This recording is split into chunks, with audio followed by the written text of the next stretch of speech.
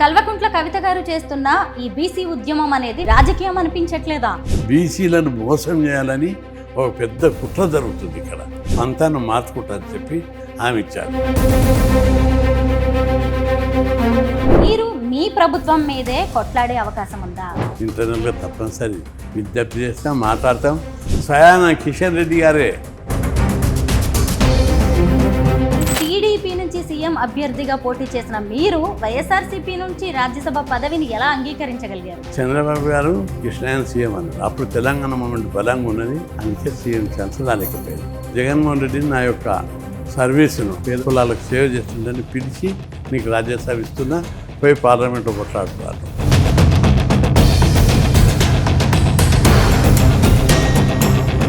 విద్యార్థి దశ నుంచి కూడా మీరు బీసీ నాయకుడిగా పోరాటాలు చేస్తూనే ఉన్నారు. కానీ ఇప్పుడు ఈ పోరాట యోధుడు కాస్త రాజకీయ నేతగా మారిపోయాడా? పోరాట యోధుడిని ఒకవైపు ఉండుకుంటూనే మళ్ళా నా జాతి ప్రయోజనాల విషయంలో రోజు ఉద్యమాలు చేస్తున్నా. ప్రధానిని కలిసిన అమిత్ షాని బీసీలను అభివృద్ధి చేయాలని జనున్న నాయకుడిని నేను 50 ఏళ్ళ కింద స్టార్ట్ చేసినప్పుడే ఉద్యమం బీసీ విజయంతో స్టార్ట్ చేశాను.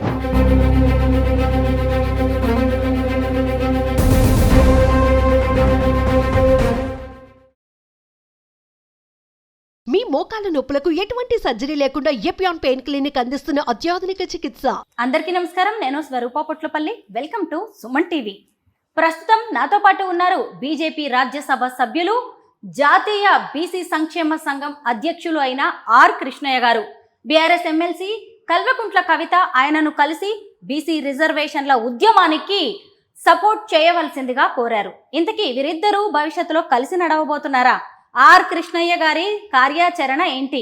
ముఖ్యంగా ఆయన ఇప్పుడు బీజేపీలో ఎంపీగా ఉన్నారు. కేంద్ర పరిధిలో ఉన్న బీసీల రిజర్వేషన్లపై ఆయన కేంద్రంతోనే కొట్లాడబోతున్నారా? ఇలాంటి ప్రశ్నలన్నిటినీ ఆర్ కృష్ణయ్య గారినే అడిగి తెలుసుకుందాం. సరే, నమస్తే. బీఆర్ఎస్ ఎమ్మెల్సీ కల్వకుంట్ల కవిత గారు మిమ్మల్ని వచ్చి కలిశారు. ఆమె మీతో ఏం మాట్లాడారు? ఆమె నిన్న వచ్చి బీసీలకు లోకల్ బాడీలో స్థానిక సంస్థల్లో 42% రిజర్వేషన్ల గురించి నేను పోరాడుతున్నా, నాకు మద్దతు ఇవ్వాలని అడిగింది. ఆమెను నేను ఒక ప్రశ్న చేస్తా. స్థానిక సంస్థల్లో రిజర్వేషన్లు నిర్ణయించే అధికారం ఎవరికి ఉంది? మీరు రైల్వే రోకో పెట్టిర్రు, రైల్వే రోకో కేంద్రంది. మీవి రిజర్వేషన్లను ఎవరు నిర్ణయించాలని? రాష్ట్ర ప్రభుత్వం. రాజ్యాంగంలోని 243 ఆర్టికల్ D6 ప్రకారము స్థానిక సంస్థల్లో బీసీ రిజర్వేషన్లను నిర్ణయించే అధికారం రాష్ట్ర ప్రభుత్వానికి ఉంది. ఆ మేరకు రాష్ట్ర ప్రభుత్వం అసెంబ్లీలో బిల్లు పెట్టింది, పాస్ అయింది. జీవో తీయకుండా కేంద్రం మీద నెట్టుతుంది. 9వ షెడ్యూల్లో పెట్టమని. 9వ షెడ్యూల్ ఎప్పుడు పెడతారు, ఏది పెడుతుందనే కామన్ సెన్స్ కూడా లేకుండా వీళ్ళకు. మినిమం పరిజ్ఞానం. అసలు జీవో తీసి ఎన్నికలకు పోవాలి. ఎవరైనా కోర్టుకు పోతే వాళ్ళ కోర్టు స్టే ఇచ్చినా కొట్టేసినా, సుప్రీంకోర్టు కొట్టేస్తే అప్పుడు రాజ్యాంగంలో పెట్టమని అడగాలి, లేదా రాజ్యాంగాన్ని సవరించమని అడగాలి. అంతేగాని మొట్టమొదట వాళ్ళకి ఇష్టం లేక రాష్ట్ర ప్రభుత్వానికి స్థానిక సంస్థల్లో రిజర్వేషన్లు పెంచడం ఇష్టం లేదనేది స్పష్టంగా కనిపిస్తుంది. ఆ విధంగా దాన్ని డైవర్ట్ చేసి అధికారం ఉంది, డబ్బు, ప్రచార సాధనాలు ఉన్నాయి. బీసీలను మోసం చేయాలని ఒక పెద్ద కుట్ర జరుగుతుంది ఇక్కడ. నేను ఆమెకు చెప్పాను, మీరు రాజ్యాంగంలో చదివారు కదా, ఏముందంటే ఆమె అప్పటిదప్పట్లా అర్థం చేసుకొని తన పంతాను మార్చుకుంటారని చెప్పి ఆమె ఇచ్చారు. ఆమె ఓపెన్గా చెప్పింది, ఇది రాష్ట్ర ప్రభుత్వం చేయాలి, కానీ డైవర్ట్ చేసి కేంద్రం మీద నెట్టుతుంది ప్రభుత్వం, రాష్ట్రమే చేయాలని చెప్పి అన్నది. కాబట్టి రాష్ట్రం ఆమె అన్నది, మేము కూడా దేశమంతా అంటుంది. కొందరు ప్రభుత్వానికి సపోర్ట్ చేసేటోళ్ళు మాత్రం సరే, వాళ్ళకి అర్థం కాకనా ప్రభుత్వం ఒక ఫోబియా సృష్టించింది. ఒక గ్లోబల్ ప్రచారం ద్వారా పబ్లిక్ అటెన్షన్, పబ్లిక్ థింకింగ్ని డైవర్ట్ చేయడానికి ప్రయత్నం చేస్తాడు ముఖ్యమంత్రి గారు. అందుకే అన్ని పార్టీలు ఉన్న అందరికీ, బీసీలకు, మేధావులకు, విజ్ఞులకు ఒకటే విజ్ఞప్తి చేస్తున్నారు. రాజ్యాంగాన్ని మీరు చదవండి. 243 ఇంత స్పష్టంగా చెప్తున్న D6లో ఏమని ఉంది చేసి ఉద్యమాలు చేయాలని చెప్తున్నా. ఎందుకంటే ముఖ్యమంత్రి గారు దాన్ని డైవర్ట్ చేయడం, ఢిల్లీకి తీసుకుపోవడం. రాజ్యాంగం 9వ షెడ్యూల్ ఎప్పుడు పెడతారు? సుప్రీంకోర్టు కొట్టేస్తే. రాజ్యాంగం 9వ షెడ్యూల్లోనే పెట్టరు, సవరించడానికి ప్రయత్నం చేస్తారు. 9వ షెడ్యూల్లో ఒక్కొక్కటి తమిళనాడుది పెట్టారు. ఆ తర్వాత కొన్ని పెట్టడానికి ప్రయత్నం చేస్తే సుప్రీంకోర్టు కొట్టేసింది. ఆ తర్వాత కూడా ఒప్పుకోలేదు. కేంద్రం ఏదైనా ఉంటే రాజ్యాంగ సవరణ చేయాలి. సుప్రీంకోర్టు ఇది కొట్టేస్తే రాజ్యాంగ సవరణ డిమాండ్ చేయాలి. అప్పుడు దానికి వ్యాలిడిటీ వస్తుంది. అట్లా చేయకుంటే ముఖ్యమంత్రి గారు, రాష్ట్ర ప్రభుత్వం బీసీల చెవులలో పువ్వులు పెట్టుకుంటూ మోసం చేయడానికి ఈ ప్రభుత్వం బీసీ వ్యతిరేక వైఖరి అవలంబిస్తుందని స్పష్టంగా కనిపిస్తుంది. బీఆర్ఎస్ హయాంలో బీసీ రిజర్వేషన్లు తగ్గించారు. అప్పుడు మాట్లాడని కవిత ఇప్పుడు బీసీ ఉద్యమం అంటున్నారు. పైగా కృష్ణయ్య గారి సపోర్ట్ అడుగుతున్నారు. దీన్ని ఎలా చూడాలి? అంటే పరివర్తన ఆలోచనలో మార్పు రావడం మంచి పరిణామం. అది దాన్ని ఆహ్వానించాలి. వాళ్ళు అప్పుడు కొట్లాడడానికి అధికార పార్టీకి లేదు, కానీ మేము కొట్లాడినాం, ధర్నాలు చేశాం. కేసీఆర్ పిలిచి చర్చలు జరిపాడు. కృష్ణయ్య గారు దీన్ని ఎట్లా పెంచమంటావని అడిగాడు. 34 పెట్టాలి, నేను గతంలో అట్లే ఉంచాం, కొట్లాడి తెచ్చినాం ఈ రిజర్వేషన్లు. 34 ఒక్కసారి పెట్టాను. సుప్రీంకోర్టు క్లియర్ ఇచ్చింది తగ్గించమని, 50% మించొద్దని. నేను ఎట్లా పెంచాలో చెప్పు అని అడిగాడు. మేము కూడా సుప్రీంకోర్టుకు ట్రై చేసినాం, పెంచడానికి వీలు కాలేదు. ఆడికి 4-5 సార్లు ధర్నాలు చేశాం, రస్తారోకోలు చేశాం. అయినా ప్రభుత్వం దిగి రాలేదు, మేము ఏం చేయలేమని చేతులెత్తేసింది. అప్పుడు కవిత కొట్లాడినా ఇదే పరిస్థితి, మేము కొట్లాడినా కవిత కొట్లాడినా. సరే కొట్లాడినా కూడా ఏమన్నా పని అవుతుండేనా కాకుండే. అయితే కవిత ఆ రోజు ఏమనలేదంటే సరే అనకపోవచ్చు. ఈరోజు ఆమె లోపల ఆలోచనలో బీసీల మీద ఆలోచన మారి వచ్చేస్తుంది. ప్రతి సందర్భం లోపల కేంద్ర మంత్రులు కానీ ప్రభుత్వాలు తొలుత ఒక రకంగా ఉన్న తర్వాత ఆలోచన చేసి మారుతారు. ఆ మార్పును మనం ఆహ్వానించాలి. ఆమెలో వచ్చిన మార్పును మేము ఆహ్వానిస్తున్నాం, వెల్కమ్ చేస్తున్నాం. కల్వకుంట్ల కవిత గారు చేస్తున్న ఈ బీసీ ఉద్యమం అనేది మీకు మార్పులాగా, పరివర్తనలా కనిపిస్తోంది. మరి రాజకీయం అనిపించట్లేదా? నేను అనుకోవడం లేదు. మేము బీసీ ఉద్యమం చేస్తున్నాం, 50 ఏళ్ళ నుంచి చేస్తున్నాం, ఇప్పుడు కూడా చేస్తున్నాం. 42% పెంచాలని మేము చేస్తున్నాం. ఈ ఉద్యమం చేస్తుంటే ఆ ఉద్యమం ఈ ఉద్యమంతో ప్రభుత్వం మీద ఒత్తిడి పెరుగుతుంది. డిమాండ్ సాల్వ్ కావడానికి, సక్సెస్ కావడానికి మరింత సులభమవుతుంది. అంతేగాని తెలంగాణ ఉద్యమం ఉంది, మొదట కొన్ని పార్టీలు కలవలేదు, తర్వాత అన్ని పార్టీలు కలిసి వచ్చాయి. ఇప్పుడు కూడా బీసీ ఉద్యమానికి మరింత బలోపేతం చేయడానికి ఆమె నినాదం మాకు ఉపయోగపడుతుంది. జూలై 17న రైలు రోకోకి వెళ్ళి మీరు మద్దతు ఇస్తారా? అంటే నేనే స్వయంగా చెప్పిన, రైల్వే ఉద్యమం కేంద్ర ప్రభుత్వంది కాదు, రాష్ట్ర ప్రభుత్వంది. అంటే మేము ఇప్పుడు పిలిపించినా మేము చేస్తే చేసుకోండి, కానీ కేంద్రం మీద చేసే ఉద్యమంకు మేము సపోర్ట్ చేయము. ఎందుకంటే ఇది కేంద్ర పరిధిలో కాదు, ఇది రాష్ట్ర పరిధిలో. ఆమె కూడా కన్విన్స్ అయింది. ఆమె స్పీచ్లో, విలేకరుల సమావేశంలో కూడా అదే ముచ్చట చెప్పింది, రియలైజ్ అయింది. నిజంగా ఇది రాష్ట్ర ప్రభుత్వం రాజ్యాంగంలో 243 D6 ప్రకారం రాష్ట్ర ప్రభుత్వానికి పవర్ ఉంది.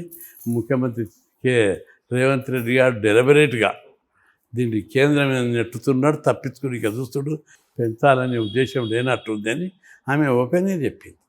అందుకే ఇప్పుడు ఒక ఓసీడీలో పుట్టి ఆమె బీసీలకు సపోర్ట్ ఇస్తే అది మంచి పరిణామం. వాళ్ళ ప్రభుత్వం ఉన్న టైంలో ఇచ్చుంటే ఇంకా బాగుండేది కదా. అంటే వాళ్ళ ప్రభుత్వం ఉన్నప్పుడు చేసినా ఏం చేయాలి? ఆమె సుప్రీంకోర్టు తీర్పిచ్చింది. అప్పుడు సుప్రీంకోర్టు కాదు, రాజ్యాంగ సవరణకు డిమాండ్ చేయాలి. కేసీఆర్ మమ్మల్ని ఇచ్చినప్పుడు అన్నాడు, ఇప్పుడు ఎన్నికలు వచ్చినాయి, రాజ్యాంగ సవరణ తీసుకోవాలంటే 1 year పడుతుంది.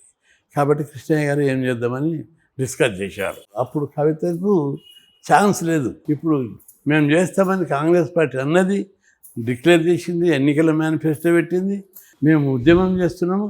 ఆ ఉద్యమానికి మద్దతుగా ఆమె కూడా సపరేట్గా ఉద్యమం చేస్తుంది. అన్ని ఉద్యమాలు ఒకరోజు మహా ఉద్యమంగా మారుతాయి. తెలంగాణ ఉద్యమం కంటే బలంగా తయారవుతుంది. కామారెడ్డి డిక్లరేషన్, అలాగే 42% రిజర్వేషన్లు స్థానిక సంస్థల్లో అనేవి రాష్ట్ర ప్రభుత్వం పరిధిలో ఉన్నాయని మీరు చెప్తున్నారు. మరి కేంద్ర ప్రభుత్వ పరిధిలో కూడా కొన్ని రిజర్వేషన్లు ఉన్నాయి బీసీలకి సంబంధించి. వాటికి సంబంధించి ఆర్ కృష్ణయ్య గారు ఏం చెబుతున్నారు? ఎందుకంటే ఇప్పుడు మీరు బీజేపీ ఎంపీగా ఉన్నారు, మీరు మీ ప్రభుత్వం మీదే కొట్లాడే అవకాశం ఉందా? బీజేపీ ప్రభుత్వంలో కొట్లాడకుంటేనే ఇస్తున్నారు, కొట్లాడాల్సిన అవసరమే లేదా? ఉన్నది. నేను పార్టీ లోపల ఇంటర్నల్గా తప్పనిసరి విజ్ఞప్తి చేస్తాం, మాట్లాడతాం. స్వయాన కిషన్ రెడ్డి గారే పార్టీ ప్రెసిడెంట్ ఏమన్నాడు, మేము వీళ్ళు వెంచర్ రిజర్వేషన్లకు మద్దతు ఇస్తామని చెప్పి ప్రకటించారు. అది సరిపోదు, అందరికీ బీజేపీ పాలసీ ఏంటిదో తెలుస్తూనే ఉంది. స్వయంగా ఇంకో విషయాన్ని గుర్తుపెట్టుకోవాలి, దేశంలో బీసీ ప్రధానమంత్రి కావాలని మేము 40 ఏళ్ళ నుంచి కోరుతున్నాం, ఉద్యమాలు చేస్తున్నాం. బీజేపీ పార్టీ, కాంగ్రెస్ పార్టీ 60 ఏళ్ళు 70 ఏళ్ళు పరిపాలించింది, అనేక పార్టీలు పరిపాలించినాయి, బీసీని ప్రధానమంత్రి చేయలేదు. కానీ బీసీ వ్యతిరేకాన్ని ముద్ర వేయడానికి ప్రయత్నించే బీజేపీ ఒక చాముకునే ఒక మామూలు కుటుంబంలో ముట్టినటువంటి కార్యకర్తను తెచ్చి ప్రధానమంత్రి ఇచ్చారు. దేశానికి ఒక గొప్ప అదృష్టం, అది వేరే మాట్లాడుకుందాం. బీసీని ప్రధానమంత్రి చేసింది, ఉపరాష్ట్రపతిని బీసీని చేశారు, రాష్ట్రపతిని ఒక ఎస్టీని చేశారు. ముఖ్యమైన పదవులు సుప్రీంకోర్టు జడ్జి, చీఫ్ జస్టిస్ను ఒక దళితుని చేశారు. మొత్తం వ్యవస్థ అంతా ప్రధానమంత్రి, సుప్రీంకోర్టు చీఫ్ జస్టిసు, రాష్ట్రపతి, ఉపరాష్ట్రపతి, బీసీ ఎస్సీ ఎస్టీలే ఉన్నారు. సో ఏ ప్రభుత్వం మన గతంలో చేసిందా అని నేను సవాల్ చేస్తున్నాను అందరికీ. రెండవది, బీజేపీ చేసిన ప్రధానమంత్రి కులము వర్గం 2 రకాలను కూడా బీద వాళ్ళకే చేశారు. బీద కులం, బీద వర్గం, మామూలు కుటుంబం నుంచి వచ్చిన ఒక వ్యక్తిని చేశారు. కాబట్టి బీజేపీ అంత్యోదయ అనేటువంటి పద్ధతి లోపల చాలా చక్కగా బీసీలు అంటే బీజేపీ నినాదం ఏమిటి? సర్వే జనా సుఖినో భవంతు, అది బీజేపీ నినాదం. అందరూ సుఖంగా ఉండాలి. ఇంకొకటి కూడా క్లారిఫికేషన్ ఇస్తా మీకు, సమానత్వం సమానత్వం అని నేను కూడా అంటా. సామాజిక సమానత్వం, ఆర్థిక సంపద సృష్టించిన తర్వాత పంచుకునేటప్పుడు సమానత్వం, సంపద లేనప్పుడు సమానత్వం ఏమొస్తుంది? ఏం పంచుకోవాలి? ఇప్పుడు ప్రధానమంత్రి మాట్లాడినప్పుడు కృష్ణాజీ ఆ లడాయి కర్రే పైలే యూ క్రియేట్ వెల్త్ అంటాడు. వెల్త్ సంపద సృష్టిస్తే ఒక 10 లక్షలు సంపాదిస్తే 2 పిల్లలు ఉంటే 5 లక్షలు బతుకుంటుంది. అప్పులున్న ఇంట్లో పంచుకుంటే ఏమొస్తుంది? ఒకప్పుడు భారతదేశానికి అప్పుడు ఉండి అడుక్కునే తినే బతుకులు. అమెరికాకి వెళ్ళి గోధుమ, చైనాకి వెళ్ళి బియ్యం. ఈరోజు మనమే బియ్యం పంచేటట్లు, మనమే గోధుమ పంపేటట్టుగా మన దేశ సంపద వృద్ధి చెందింది. పరిశ్రమలు, ఐటీ కంపెనీలు డెవలప్ అవుతున్నాయి. ఒకప్పుడు భారతదేశం బీద దేశం. ఈరోజు ప్రపంచ దేశాలు మనం లెక్కలు తీస్తే భారతదేశము 4వ స్థానానికి, America first, China second, Germany third, భారతదేశం 4th. జపాన్ని అధిగమించాం మనం. ఇక సమానత్వం అనేది ఇంకా సంపద డెవలప్ అయినాక ఆటోమేటిక్గా డెవలప్ అవుతుంది. ఒకప్పుడు తిన్నీకే లేకుండా ప్రజలకు, ఈరోజు డెవలప్మెంట్ కనిపిస్తుంది మనకు. కాబట్టి భారతదేశం అభివృద్ధి చేయాలా చేయడానికి, పేద వర్గాలను అభివృద్ధి చేయడానికి, ప్రత్యేకంగా పేద కులాల అభివృద్ధికి బీజేపీ అనేక చర్యలు తీసుకుంటుందని చెప్పి గుర్తు చేస్తుంది. 2014లో మీరు టీడీపీకి తెలంగాణ సీఎం అభ్యర్థి. అవును. ఆ తర్వాత జరిగిన పరిణామాలతో ఏపీ సీఎం అయ్యారు జగన్మోహన్ రెడ్డి. వైఎస్ఆర్సీపీ నుంచి మీరు రాజ్యసభ సభ్యులు అయ్యారు. ఒకప్పుడు టీడీపీ నుంచి సీఎం అభ్యర్థిగా పోటీ చేసిన మీరు వైఎస్ఆర్సీపీ నుంచి రాజ్యసభ పదవిని ఎలా అంగీకరించగలిగారు? అంగీకరించడం అనేది, నేను యుద్ధం చేస్తున్నా, నేను తిని ఎంజాయ్ చేస్తాను. చంద్రబాబు గారు నా పలుకుబడి గుర్తించి మేము అధికారంలోకి వస్తే కృష్ణాయన సీఎం అన్నాడు. అప్పుడు తెలంగాణ మూమెంట్ బలంగా ఉన్నది, ఓట్లు బాగానే వచ్చాయి, కానీ సీట్లు 21 మాత్రమే వచ్చాయి కాంబినేషన్లో. అందుకే సీఎం ఛాన్స్ రాలేకపోయింది. ఆ తర్వాత నేను అసెంబ్లీలోకి పోయినా బీసీల గురించే పోరాడుతున్నా. పదవి ఉన్నా దాన్ని ఒక ఆయుధంగానే వాడుకున్నా. ఆ తర్వాత ఇట్టే ఉద్యమాలు చేసుకుంటూ ఉన్నా, రాజకీయాలకి సంబంధం లేకుండా. మళ్ళీ జగన్మోహన్ రెడ్డి నా యొక్క సర్వీసును నిస్వార్థంగా, నిబద్ధతతో పేదవర్గ కులాలకు సేవ చేస్తుందని పిలిచి, నీకు రాజ్యసభ ఇస్తున్నా, పోయి పార్లమెంట్లో కొట్లాడుతున్నాను తీసుకున్నా. పోయినా పార్లమెంట్లో కూడా నేను మాట్లాడిన ప్రతి సందర్భం బీసీల గురించే మాట్లాడినా. అయితే అప్పుడు ఆయుధం అక్కడ బీసీలను సాధించడానికి అక్కడ సరిపోలేకపోయింది. ఇక్కడ అంటే హైదరాబాద్ ఇంట్లో బయట, ఇక్కడ బయట ధర్నాలు చేస్తా, లోపల కొట్లాడతా తెలుగు లాంగ్వేజ్లో. అక్కడ లాంగ్వేజ్ ప్రాబ్లం ఒకటి, రెండోది బలం, అక్కడ ప్రజాబలం, అక్కడ బీసీ మూమెంట్ లేదు ఢిల్లీలో కానీ నార్త్ ఇండియాలో కానీ. ఆడికి ఉన్న శక్తి మేరకు కొట్లాడినా, బాగానే కేంద్ర ప్రభుత్వ దృష్టికి తీసుకొచ్చిన. సడన్గా ఎన్నికలు రావడం, వైసీపీ ఓడిపోవడం జరిగింది. వైసీపీ ఓడిపోయిన తర్వాత నేను బాగా 2-3 రోజులు రాత్రి బాగా ఆలోచించిన. వైసీపీలో ఉండి ఇంకా 4 ఏళ్ళ ఎంపీ ఉన్నది, నేనేం చేయాలి 4 ఏళ్ళు? ఇది ఆయుధంతో కేంద్ర ప్రభుత్వాన్ని ఢీకొన, మిత్రపక్షం కాదు, ప్రతిపక్షం కాదు, రెండవది కేంద్ర ప్రభుత్వం కొట్లాడడానికి నాకు శక్తి సరిపోతలేదు అని రాజీనామా చేసి ప్రజా ఉద్యమాలు చేయాలి. తెలంగాణ ఒక బీసీ ఊపాలి. తెలుగు రాష్ట్రాల ఊపి కేంద్ర ప్రభుత్వంను దించి డిమాండ్ అని ఒకటి చేయాలి. చట్టసభల రిజర్వేషన్లు, కులగణన, ఇంకా కేంద్రంలో మంత్రిత్వ శాఖ అని చెప్పి డిసైడ్ చేసుకొని బాధతోటి రిజైన్ చేసినాక కొట్టిగానున్నా కొట్లాడుతున్నా బీసీ యాక్టివిటీస్ని ముమ్మరం చేసిన. ఆ తర్వాత చంద్రబాబు గారు జోక్యం చేసుకొని కృష్ణయ్య బీసీలన గొప్ప నాయకుడు, ఆయన సీటు మనం వేరులోకి ఇస్తే బీసీల సెంటిమెంట్ దెబ్బతింటుంది కాబట్టి ఆయన సీటును ఆయనకి ఇస్తాం అని చెప్పి మిత్రపక్షమైన బీజేపీతో మాట్లాడి ఇవ్వడానికి సిద్ధపడ్డారు. అప్పుడు నేను బీజేపీని సెలెక్ట్ చేసిన. బీజేపీని ఉంటే పార్టీలో కొట్లాడి బీసీలకు బెనిఫిట్స్ కావచ్చు, జనాభా లెక్కలు కావచ్చు, చట్టసభలో రిజర్వేషన్లు కావచ్చు, కేంద్రంలో మంత్రిత్వ శాఖ కావచ్చు, నా వయసు గట్టిగా వినిపించవచ్చని బీజేపీని సెలెక్ట్ చేసుకున్న. బీజేపీ వాళ్ళు కూడా నన్ను విడిచి బీజేపీ నాకు టికెట్ ఇవ్వడం అనేది ఆ పార్టీలో గొప్ప విషయం. ఒక గొప్ప పార్టీ, పవిత్రమైన పార్టీ. ఆ పార్టీ పనిచేసే వాళ్ళకి 20 ఏళ్ళు 30 ఏళ్ళు పని చేస్తే కూడా టికెట్లు దొరికాయి. వాళ్ళు నా సేవను గుర్తించి ఆ పార్టీలో మెంబర్ కాకుండా నన్ను పిలిచి బీసీలకు ఈయన చేస్తున్నాడని బీసీ మీద అభిమానంతో నాకు టికెట్ ఇచ్చారు, గెలిపించారు. ఇప్పుడు ఆడవైనా కూడా బీసీల గురించే మాట్లాడుతున్నారు.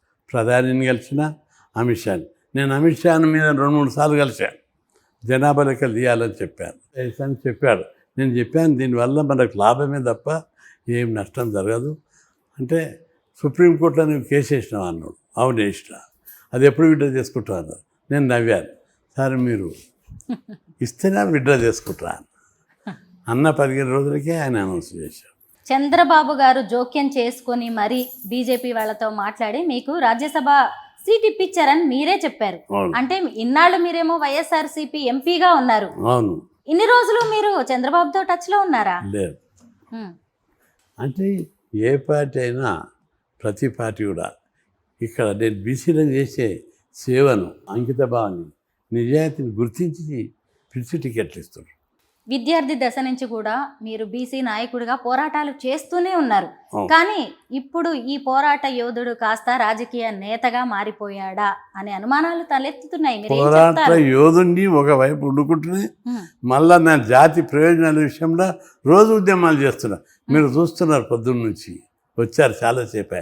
మీ దగ్గరికి ఇంటర్వ్యూ ఇవ్వడానికి ఇంత టైం పట్టింది. వస్తూనే ఉంటారు వద్దలేక జనం. నేను ఆ నాయకుడు ఈ నాయకుడు లేక బీసీలను అభివృద్ధి చేయాలని విజన్ ఉన్న నాయకుని. నేను 50 ఏళ్ళ కింద స్టార్ట్ చేసినప్పుడే ఉద్యమం బీసీ విజన్తో స్టార్ట్ చేసిన. మొట్టమొదటి దశలో ఆ రోజుల పేదరికం ఉంది. 50 ఏళ్ళ కింద హాస్టల్ సీట్ దొరికితే తప్ప చదవని పరిస్థితి, స్కాలర్షిప్ వస్తే తప్ప చదువుకోలేరు, ఫీజులు కట్టలేని పరిస్థితి, కాలేజీలో సీట్లు లేవు. అట్లాంటి క్రమం లోపల నేను పెద్ద ఎత్తున ఉద్యమాలు చేసి హాస్టల్ పెట్టాలి, ప్రతి ఒక్కరికి స్కాలర్షిప్ ఇవ్వాలి. బీసీలకు ఆ రోజు బెనిఫిట్స్ లేవు. కొట్లాడి ప్రభుత్వంతో కొట్లాడి అప్పుడప్పుడే కమిషన్ వస్తే రిజర్వేషన్ల మీద కొట్లాడి రిజర్వేషన్ పెట్టించి హాస్టల్ పెట్టాలని కొట్లాడి 1975-76లో హాస్టళ్ళు లేవు. 77 దాకా కూడా హాస్టళ్ళు లేవు. నేను 78 సెప్టెంబర్ 27 నాడు 2000 మంది విద్యార్థులను కూడగట్టి యూనివర్సిటీలో సోషల్ వర్క్ హాస్టల్లో కూడగట్టి వాళ్ళకి 2 రోజులు ట్రైనింగ్ ఇచ్చిన. మనం మిలిటెంట్ ఉద్యమాలు చేయాలి, అందరం పోయి అసెంబ్లీని వలగొడదాం, దాడి చేద్దామని చెప్పి ట్రైనింగ్ ఇచ్చిన. ఆడ మన భారీ పోలీస్ బందోబస్తు ఉంటుంది, ఎట్లా పోవాలి వాళ్ళకి అందరికీ ట్రైనింగ్ ఇచ్చిన. ఎట్లా దుబ్బాలి, ఎట్లా దుంకాలి, ఎట్లా పోవాలి, రాళ్ళు ఎట్లా జేబులల్లో బ్యాగులలో రాళ్ళు ఎట్లా పోసుకోవాలి, ఒకటేసారి పోవడం అనేది ఎట్లా, బస్సులు హైజాక్ చేసి క్యాంపస్ నుంచి వస్తాం, చుట్టుపక్కల బస్ స్టాండ్లల్లో పార్కులలో మీరు ఉండండి, మేము వచ్చి బస్సులు దిగుతున్నప్పుడే మీరు అందరు రండి, జంప్ చేసి అసెంబ్లీకి పోదామని చెప్పాను. మేమందరం గేట్ కాడికి దడివే 2000 మంది గేట్లు మూసేసారు పోలీసులు. 100 మంది పోలీసులు ఆ రోజుల్లో ఉండేది అసెంబ్లీ కాడ. గేట్ మూస్తే పిల్లలందరినీ డిస్పర్స్ చేసి అటు ఇటు పోతే పోలీసులు కూడా అటు ఇటు పోయారు, అక్కడికి వెళ్ళి దూకుతారే మరి. అక్కడ ఉందంటే ఈడ గేట్ దుక్కి గేట్ తీసినాం, పిల్లలందరూ లోపలికి పోయారు. దాంతో లోపలికి పోయినాక రాళ్లతోటి అసెంబ్లీని తుక్కు అలా కొట్టాం.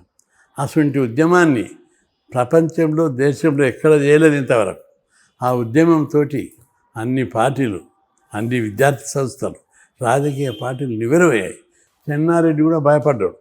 వెంబడే పోలీసులతో క్యాంపస్కి పోయి విద్యార్థి నాయకులను కృష్ణయ్యతో సహా 20 మందిని తోలుకరాపో అన్నాడు.